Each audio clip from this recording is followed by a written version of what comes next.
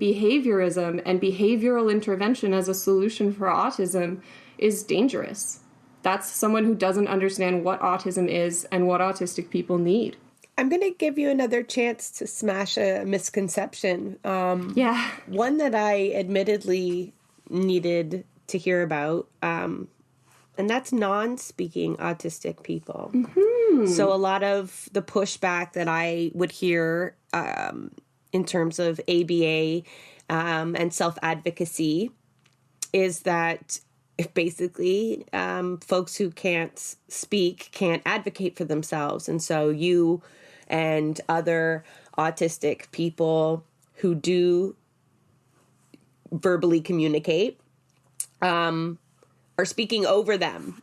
And, you know, only their caregivers really can speak to their lived experience. Yeah. So let me tell you, this is a very common, you're right, another common misconception. And this is actually something where I do believe a lot of people need to grow their understanding. And this was true for myself as well. I'm autistic. My big brother is also autistic. My big brother was one of the first folks that was in OISE's, original studies when they realized autistic people could also be gifted. And both me and my brother are obviously, I'm speaking. The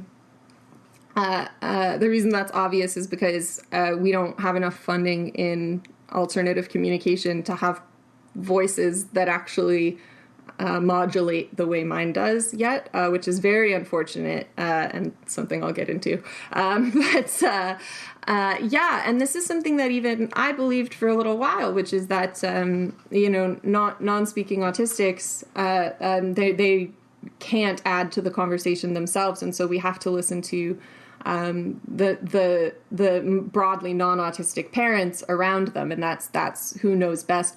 But that opinion of that I also used to hold got smashed pretty quickly when I met non-speaking autistic people myself. And this is something that, growing up, I grew up in the same society as the rest of you, where we devalue disabled people.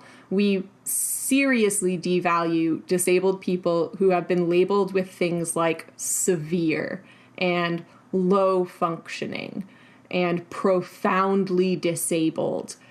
We immediately, as a society, we decide that life must be terrible. That must be a low down life because of those labels. Those labels do something to us. They impact how we feel about the people they are used for. And those are labels frequently used for non-speaking autistic people. And that really gets in your head. However, non-speaking autistic advocates are absolutely rocking the advocacy world and the world in general right now.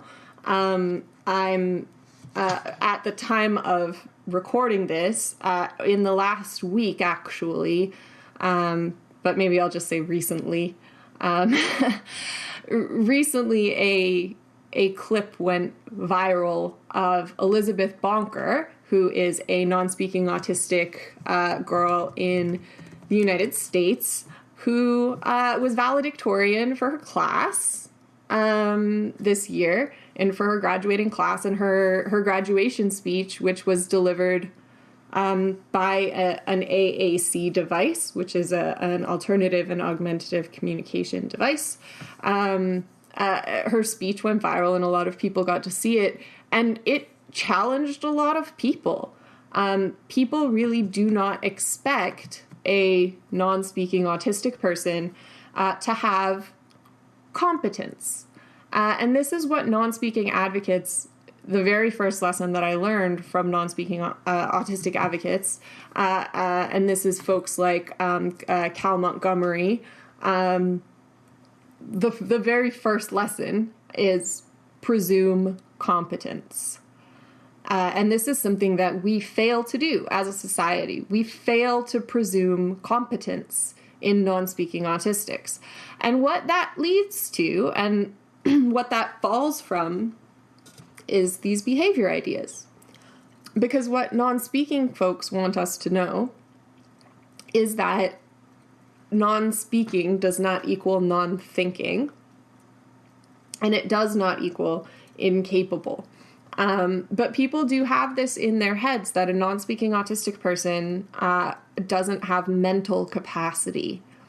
Or this other one, which is very common, which is mental age. People will say, oh yeah, my brother is 18, but he has the mental age of 8 or whatever. Or mental capacity, right? Mental capacity of a 6-year-old. And look, these people are repeating what they have been told by a supposed medical professional. The problem is that it matters how they determined that.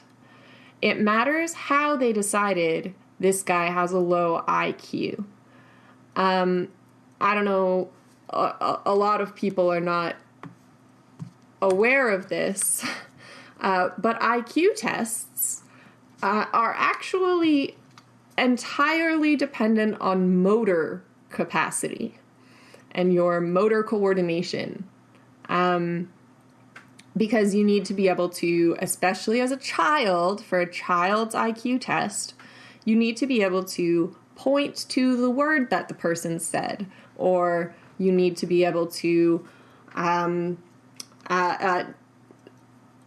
write a particular word, or you might need to speak out loud and repeat a particular word, or spell a word out loud with your voice.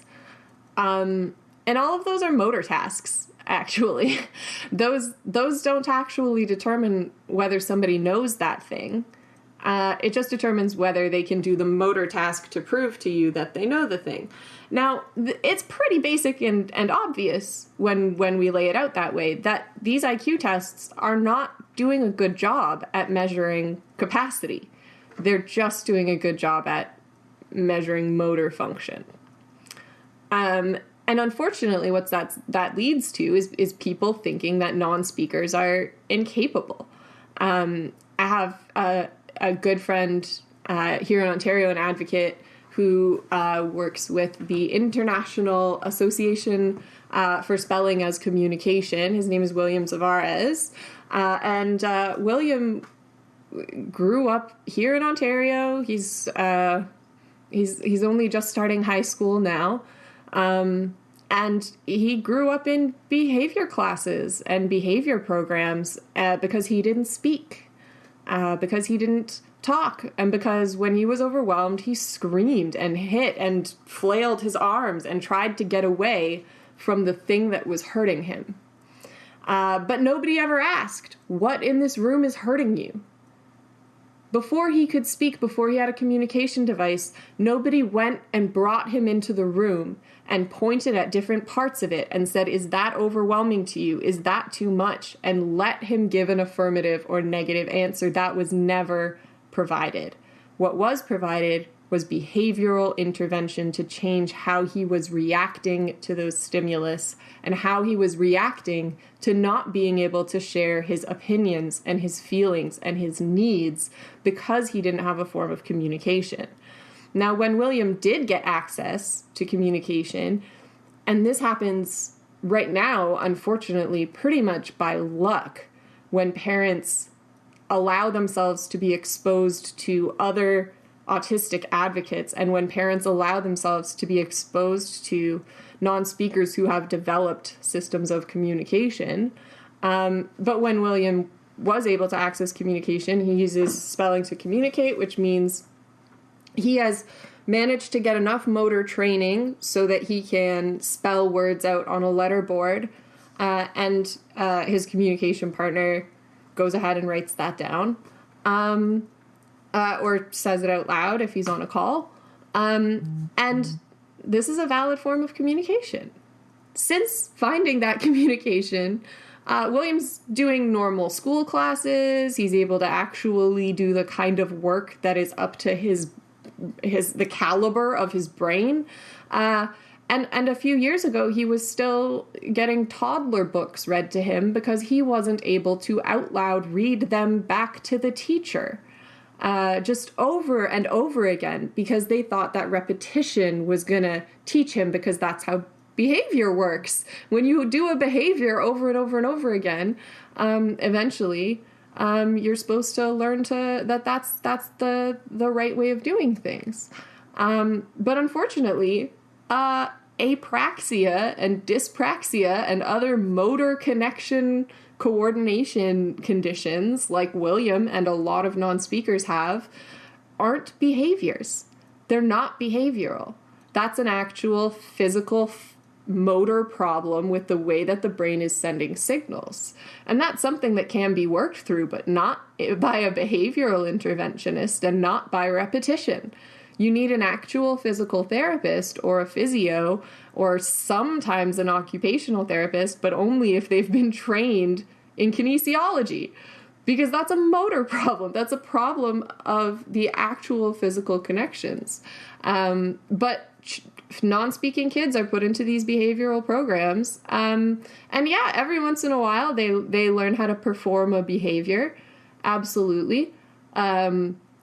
Sometimes you can hear stories from non-speakers who will talk about behaviors and actions that they learned how to perform, even though they weren't feeling that way, and even though that's not what they wanted to say, because they would get treated better if they performed it. And like, if that sounds cruel to you, then it is, because these are children we're talking about, not employees. We're talking about children, and these standards imposed on them, you know? I think like when anybody looks at it from, even if they can't understand autistic people, I think a lot of people's empathy rides, unfortunately, on being able to understand why someone would be upset by lights when they cannot fathom that, you know, and so it stops. Like there's no attempt to kind of provide accommodation or empathy without fully understanding why. It seems so unreasonable, like when we see meltdowns and you know what I mean? Like that's just seen as bad behavior often. And it's just, I do appreciate you kind of doing so much work in breaking these stigmas and, you know, trying to show people what actual accommodation looks like, what access to communication looks like. It's not all the same for everybody. Yeah. I want to just say I really appreciate you bringing that up, because one of the ways that this kind of misinformation and these kind of stigmas are being perpetuated is that folks aren't hearing these messages. They're not hearing from the people who are actually most impacted, like non-speakers. You know, the work that I do is all 100% informed by the non-speaking autistic leaders that I'm following. I'm not, I didn't learn any of this by myself. This comes from folks that are living through absolute hell because our society believes that being non-speaking is some kind of challenging behavior.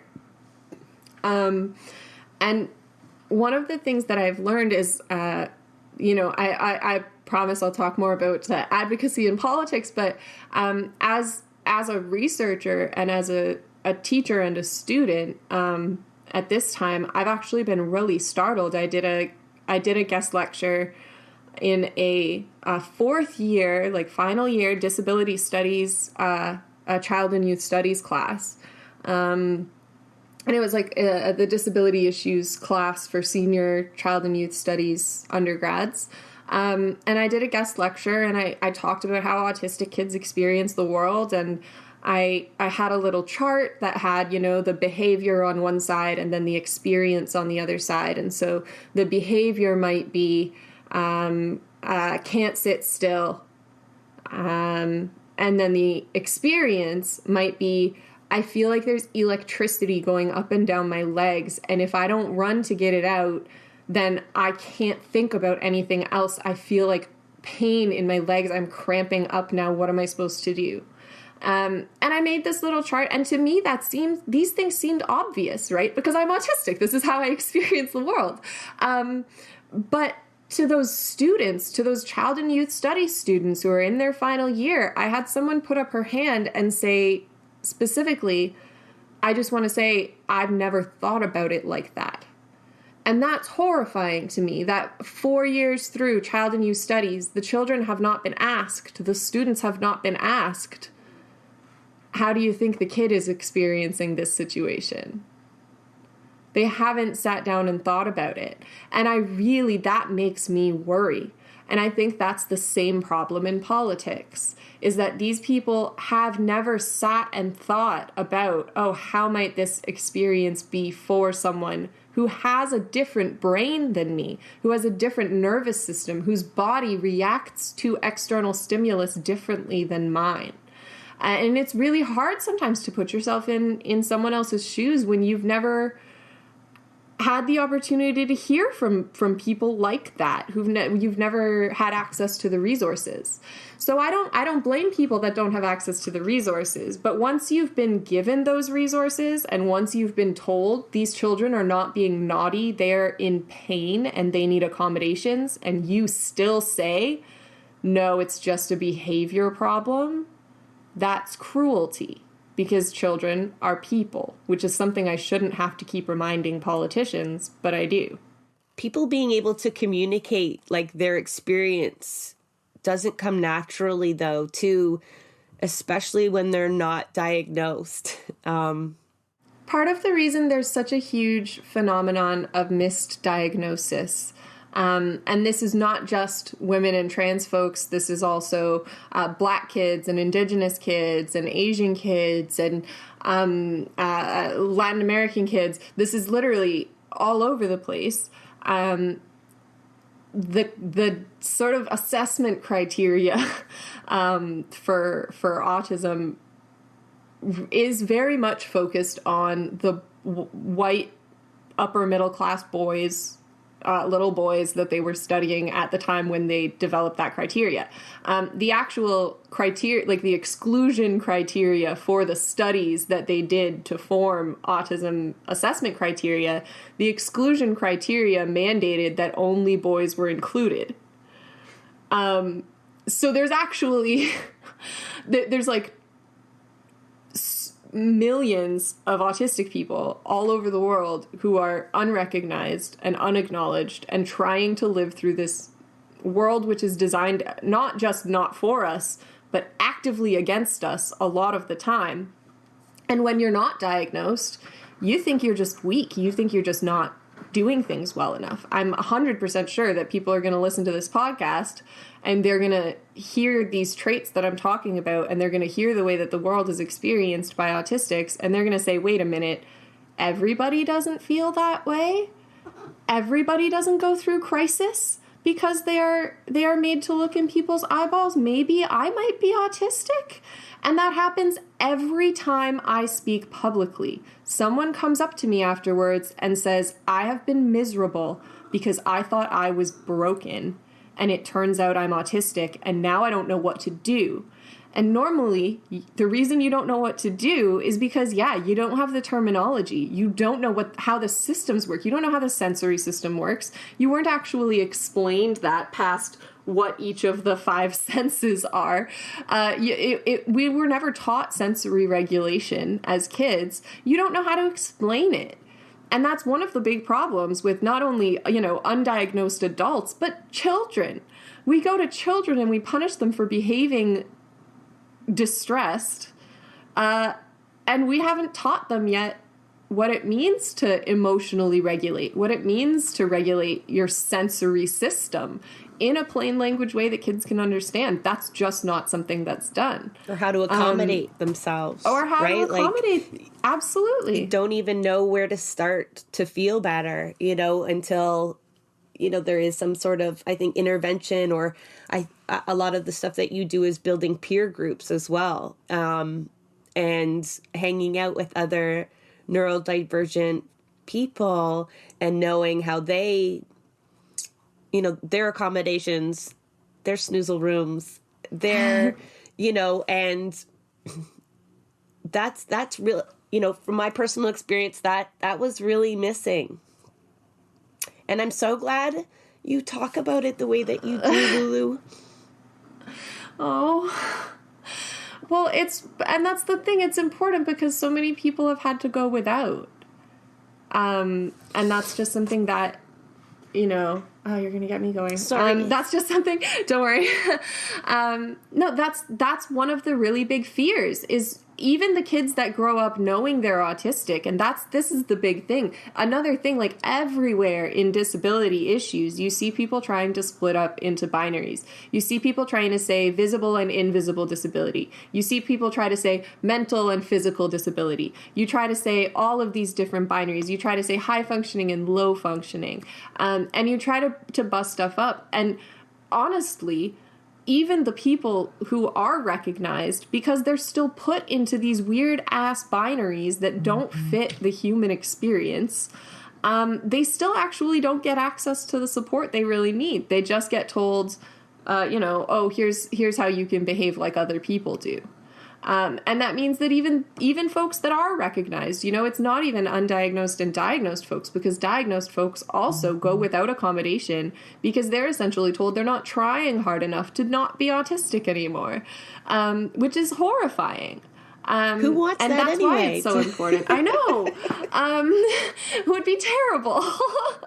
The world would be a lesser place. But that's the thing of it. And when we assume that we understand the experiences of somebody totally different from ourselves, we often miss out on stuff. And that is what has happened with autistic people and with non-speaking autistic people, especially. When I started actually hanging out with non-speaking autistic people, I still had this idea in my head of like, well, you know, I don't have things like as bad as non-speakers, and so, you know, maybe I am mild.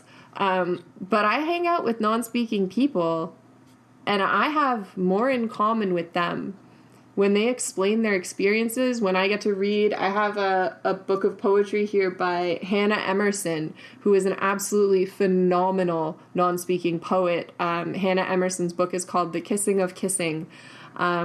And when I read her poems, when I see folks like William, who I talked about earlier, William Savares, who puts together these essays and poetry and this incredible connective communication, I have more in common with that than I do with the average non-autistic person that I have to go talk to at a school event or a party. I can't connect with those people the way I can connect with non-speakers.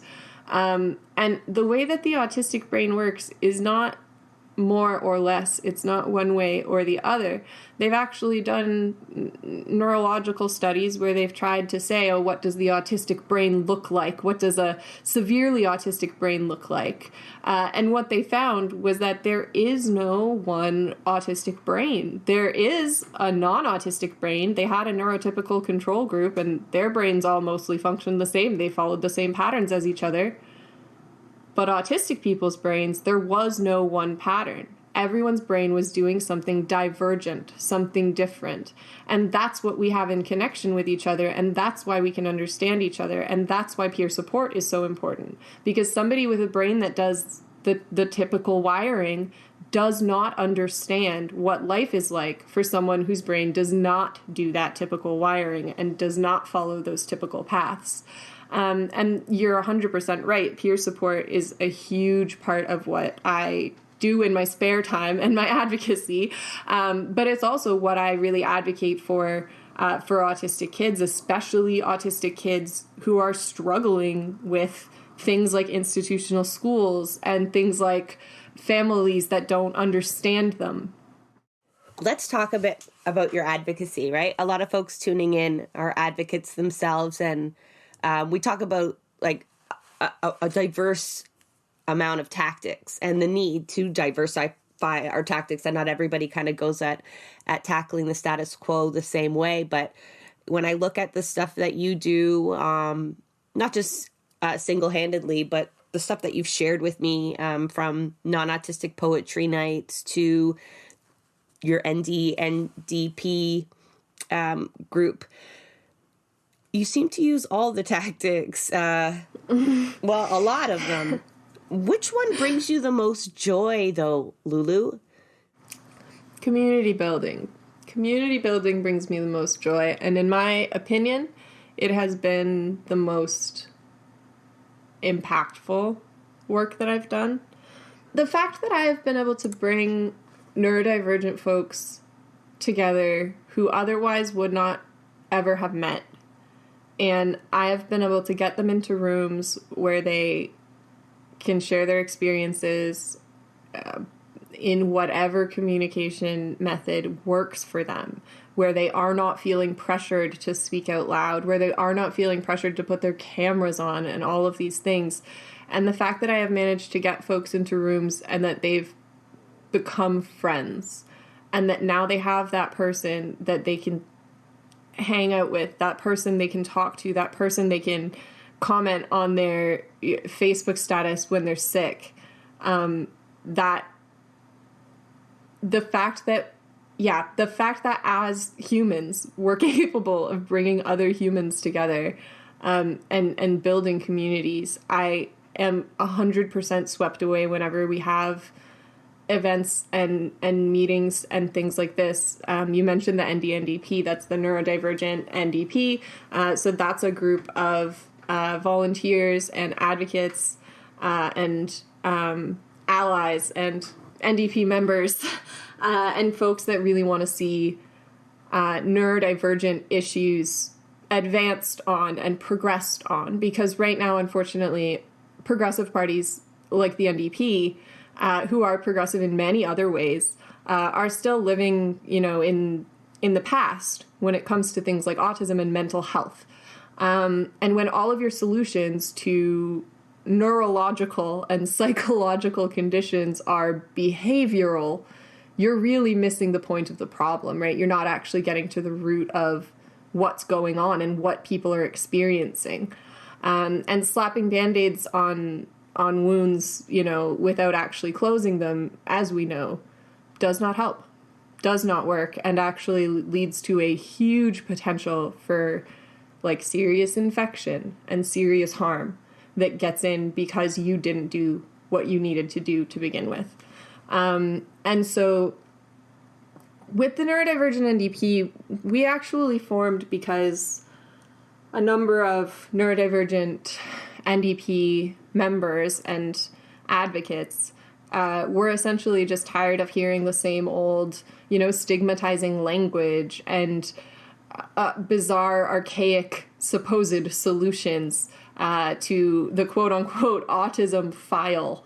And this is one of the things that I find very dehumanizing, is the way that autistic kids are talked about by politicians. That there's a movement of saying that autistic children who are not being behaviorally modified are, and I quote, languishing away. This is the kind of language they use to describe children who are reacting to the world around them, which is not built for them. And it's just really horrifying. They really paint it as some kind of like epidemic. We have an actual plague going on, but it's autistic children that get treated like they're some kind of contagion or something like this. And that is really unfortunate. And so a number of us got together, and I have to give a shout out to folks like Kamal Ahmed and Spencer Gallup, who were a couple of the first folks that really inspired me and uplifted me and made me believe that we could actually do something together. Sorry, I'm going to cry because we actually have done something together. We've done something really amazing. I had to also shout out to Eric Eddy, which is my partner, who's also done a phenomenal amount of work with the NDNDP. But what we've created is actually this group of people who share experiences and share challenges and share struggles and are able to organize about it and are able to support each other as we try to fight back. And there's something just really moving about it whenever we actually get to do something, whenever I get to hear another neurodivergent person say, thank God you guys are doing this, or whatever else, it is completely mind-blowing that we've been able to make that space and to take that space up and to keep fighting, especially in the face of huge industries like the behavioral intervention industry. It is really against the interests